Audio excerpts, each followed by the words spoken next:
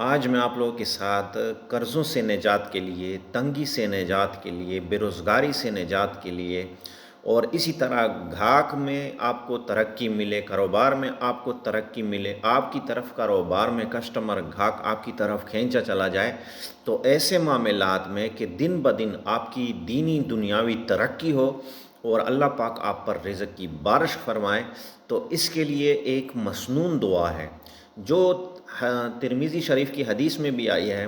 اس کو آپ نے اس طریقے سے پڑھنا ہے کہ روزانہ آپ نے ہر نماز کے بعد اس دعا کو 7 مرتبہ پڑھنا ہے۔ اللہم اکفنی بحلالک عن حرامک واغننی بفضلک عمن سواک۔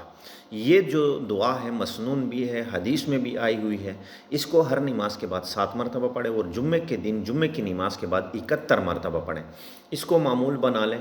حضرت خواجہ خان محمد رحمۃ اللہ علیہ جو بہت بڑے بزرگ گزرے ہیں، اس کی ایک کتاب میں بھی یہ عمل اسی طریقے سے لکھا ہے کہ یہ قرضوں سے نجات کے لیے، کاروبار میں ترقی کے لیے انتہائی بہترین نسخہ ہے۔